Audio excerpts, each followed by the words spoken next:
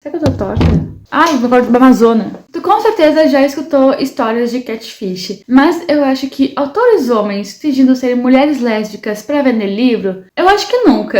E não é nem que aconteceu uma vez, mas sim duas. Oi! Caso não me conheça, eu sou a Isabela e eu estou aqui junto com o Gordo pra comentar com vocês sobre essas duas histórias que eu vi no canal da With Cindy. Eu fiquei muito abismada e como eu não tinha visto nenhum vídeo em português sobre o assunto, eu decidi trazer pra cá porque minha ventosa não tancou. Mas eu decidi trazer pra cá porque eu achei que seria um assunto interessante a gente abordar aqui, já que a gente fala de livros e, consequentemente, polêmicas envolvendo o mundo literário. Hoje vamos comentar sobre autores homens que acham que, se eles fingirem serem de grupos minoritários e de grupos que representam uma parte da diversidade, vão fazer eles venderem livros, seria uma boa ideia. Não me surpreende que dois homens tenham surgido com essa ideia de merda. Gente, desculpa mandar o ângulo do vídeo assim, mas é que a ventosa não tava tancando o peso do meu celular. E ou ele ficava caindo o tempo todo, ou eu mudava. E como eu não tô com money esse mês pra trocar o celular, não tem que mudar o ângulo. Eu acho importante ressaltar aqui minha opinião de que eu acho que as pessoas, elas têm direito de escrever as histórias que elas bem entendem. Não é só porque tu é uma pessoa branca que tu não poderia escrever um livro com personagens negros e falar sobre o racismo. Mas eu acho que se tu for fazer isso, tu tem que pesquisar sobre o assunto, dar uma estudada, conversar com pessoas, pra tu não sair falando baboseira ou as coisas mais básicas do mundo como se fosse um grande mousse. É bom tu estudar sobre o assunto, referências, conversar com pessoas que sofrem desses preconceitos pra tu trazer uma história verídica e que represente essas pessoas mesmo. Só que o que acontece quando tu finge ser esse grupo minoritário só pra tu vender, ao invés de, sei lá, tu conversar com pessoas e estudar sobre o assunto. E eu acho importante ressaltar que eu sei que algumas pessoas vão dizer: ah, mas mulheres já usaram pseudônimos masculinos pra vender livros. E sim, isso aconteceu em uma época completamente diferente. Essas autoras tinham que esconder o fato de serem mulheres, porque senão elas não teriam espaço na literatura. Já esses homens que iam falar hoje, eles estão se disfarçando de mulheres pra lucrar com a identidade delas. Essas duas coisas são completamente diferentes uma da outra. O primeiro caso é de uma suposta autora chamada A.C. Adams, descoberta ali em 2023. No perfil da Amazon, ela se apresentava como uma jovem lésbica de Boston, professora de inglês, casada com uma mulher chamada Ila, enfim. E tinha de perfil a foto de uma mulher que parece muito de banco de imagens. Sim, mas vai que ela só tivesse inspirado em uma, pra dar aquele ar mais profissional. No perfil, ela dizia que escrevia romances sáficos com personagens que quebram o sistema. Feminista, otimista, pagã e orgulhosamente lésbica. E antes de a gente entrar aqui no assunto, eu só queria falar que quando a gente fala de romances sáficos, a gente tá falando de romance entre duas mulheres. Eu sei que pode parecer outra coisa, mas não é. E eu acho importante falar isso aqui, porque eu acho que eu nunca usei esse termo aqui no canal. Mas a Adams, ela mandava newsletters sobre o mês do orgulho, falava sobre injustiças, postava uma cartinha gay digital que ela recebeu nas redes sociais, e ela acabou se aproximando de outras autoras independentes do nicho sáfico, como Jay, do blog J Fiction, Adrian J Smith e Nat Paga. Ela pediu para essas autoras ajudarem elas a divulgar seus livros, entrou em coletâneas com outras autoras, foi promovendo nos grupos, até que a Jay começou a achar estranho o quanto a A.C. Adams promovia o livro de um outro autor, do Aidan Geffen, um homem hétero que também escrevia romances sáficos. A Jay começou a achar estranho alguns e-mails da A.C. Adams e começou a fazer uma busca pela foto de perfil da autora e, adivinha, realmente era de um banco de imagens. Investigando mais, ela descobriu que o CNPJ, que nos Estados Unidos seria o LLC, da Adams, estava registrado no nome do Adam. Que detalhe, ele não era lésbica, não morava em Boston, mas sim um homem hétero de meia idade morando no Colorado com a esposa, 5 gatos e 5 cachorros. Ou seja, A.C. Adams era um lado Geffen o tempo inteiro. A segunda autora que se manifestou nesse caso foi a Nat Paga, que tinha sido amiga da A.C. por quase um ano. A A.C. contou pra Nat que era professora, tinha uma esposa incrível, adorava workout e compartilhou até experiências íntimas, tudo pra criar confiança. Ao mesmo tempo, ela ficava empurrando os livros do Adam e sugerindo que a Nat o contratasse como editora. Chegou um ponto em que a A.C. organizou uma antologia com outras autoras sáficas. Lá, o Adam aparecia como mentor de A.C. Os dois interagiam como se fossem pessoas diferentes, inclusive combinando compras de livros com cartões de crédito, o que levantou mais suspeitas. Quando a Lila, uma autora lésbica de verdade, apontou que Adam havia usado seu e-mail de forma indevida, ela cortou o contrato imediatamente. A.C., claro, defendeu o Adam e minimizou o problema.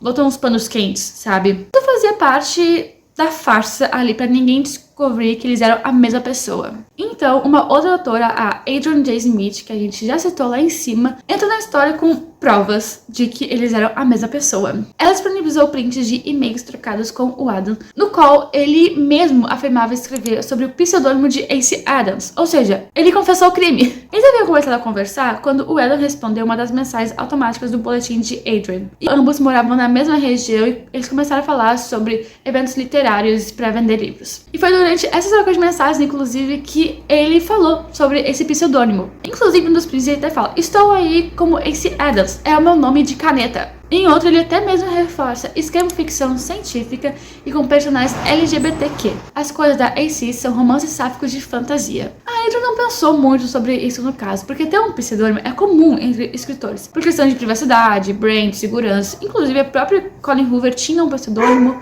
para publicar livros que seriam para um público mais maduro. Até aí não era nada alarmante, mas tudo mudou quando, depois de um tempo, ela decidiu olhar o perfil da AC Adams na Amazon e percebeu que a situação era um pouquinho mais grave do que ela imaginava. Na verdade, bem mais grave. Tudo ali era fabricado, desde a biografia até a foto de perfil, até as características da vida dela. Uma vida inteiramente fabricada. Em umas atualizações, a AC Adams tinha até falado sobre o casamento com uma mulher chamada Leila, a ausência do lua de mel, a surpresa de uma viagem ao Havaí, o retorno às aulas como professora, sendo que nada disso existiu de verdade. O mais preocupante é que o Adam usava esse pseudônimo, essa personagem totalmente fabricada, para se aproximar de outras mulheres e autores lésbicas. Ele usava isso para conquistar a confiança delas, trocava informações pessoais e construir relações que pareciam autênticas, sendo que essa pessoa nunca existiu. E você não acha preocupante o fato de um homem estar usando um pseudônimo para se aproximar de mulheres lésbicas, para vender livros, sendo que ele podia fazer isso de uma forma bem mais normal? Porque eu acho, e me incomoda um pouco,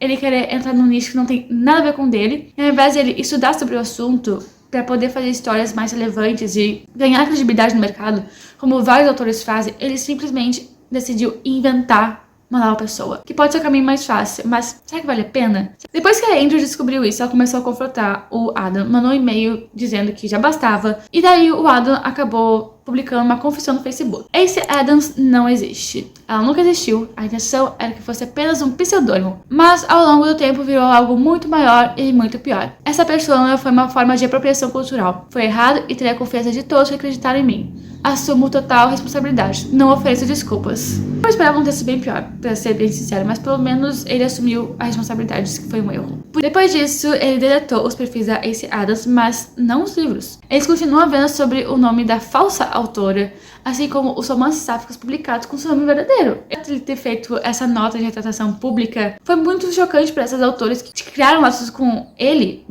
ela, não sei, porque elas só perceberam essa situação quando elas foram alertadas sobre isso. Até porque o Adam bloqueou as autoras como a Nath dos perfis nas redes sociais e limitou o acesso à confissão. Ou seja, as pessoas que foram enganadas não tiveram acesso ao pedido de desculpas, ou quase isso dele. Como se apenas apagar os perfis das redes sociais e bloquear as pessoas que tu enganou fosse o suficiente e fosse reparar o estrago. E o Adam, por mais incrível que pareça, ele continua promovendo os outros livros dele, comparece a convenções e participações de painéis sobre representatividade e ele se autodenomina aliado. E aqui detalhe, não é como se ele escrevesse, ele, Adam, livros totalmente diferentes. O Adam e a AC Adams estavam promovendo basicamente livros do mesmo nicho. Por que ele precisava criar ela? Como isso não bastasse, a gente tem nosso segundo caso. Sabrina Kane, uma jovem lésbica ruiva da Califórnia, supostamente. Não aguento que o fato dela ser ruiva é muito importante. Na verdade, pode ser um homem chamado Sean David Wright, de 56 anos. Quem começou a levantar esse ponto foi uma beta reader da Sabrina em 2020, chamada S.J. Hart. Durante anos, elas trocaram confissões, construíram uma amizade baseada na suposição de que estavam entre duas mulheres sáficas. Mas, ao longo do tempo, algumas coisas foram deixando claras para S.J. Hart que não era uma mulher, e sim um autor homem, como a forma como certos temas eram tratados, tipo a esquizofrenia, saúde mental no geral, reações exageradas a críticas e até mesmo cenas claramente escritas por um homem. E o ponto de virada foi quando a S.J. reconheceu um desenho postado pela Sabrina como a obra do Sean David Wright, um artista de verdade do Arizona, que já havia publicado aquelas artes anos antes. Então a S.J. foi também atrás de a fonte dessas imagens e descobri a mesma coisa, que várias das fotos que a Sabrina postava, na verdade, tinham todas sido postadas originalmente por Shawn. Além de que os detalhes biográficos da Sabrina coincidem com os de Shawn, desde o aniversário do pai dos dois até os objetos da sala de estar. E uma das coisas mais reveladoras é que a mulher ruiva usada como o rosto da Sabrina foi identificada como uma modelo chamada Anna, cujas fotos também foram utilizadas sem autorização e reutilizadas em postagens pessoais. O Shawn, inclusive, até fez uma inserção da Anna e publicou com marcação dela. E sabe o que é o mais estranho e que também coincide com o primeiro caso?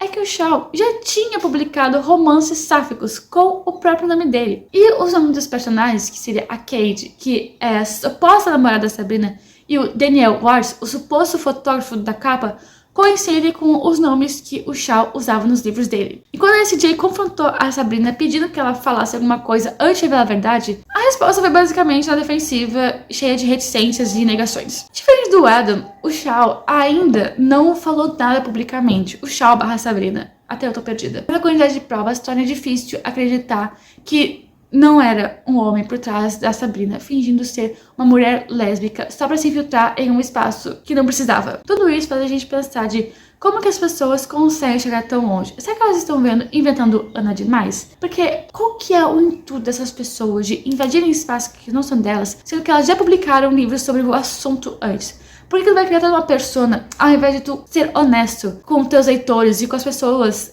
que tu cria essas conexões? Na verdade, só fragiliza, porque as pessoas começam a desconfiar de outras pessoas que são honestas. É porque esses autores, eles não estavam apenas criando pseudônimos para publicar obras, eles estavam fingindo serem pessoas, e só para explorar de um discurso que não pertence a elas. Esse vídeo não é para falar que os autores não deveriam usar pseudônimos, longe disso, mas os autores não deveriam explorar identidades que não pertencem a eles só para vender, porque quando tu faz isso, tu não é um aliado. Isso, na verdade, torna bem preconceituoso. E tu achar que tu pode explorar de algo pra lucrar em cima, sendo que tu nunca fez isso, ao invés de conversar com pessoas que realmente vivem essas situações pra tu publicar um livro da forma mais honesta possível. Até porque, no final das contas, o Adam continua escrevendo livros, continua indo em eventos. O Shawn, ele provavelmente vai sair ileso disso, porque ele não se manifestou até agora, e é um caso do ano passado. Ou seja, os dois provavelmente vão sair ilesos, como já é de se esperar. Mas as pessoas que perderam toda a confiança, acreditaram neles, não vão sair. Enfim, espero que tenham gostado desse vídeo. Um beijo, tchau!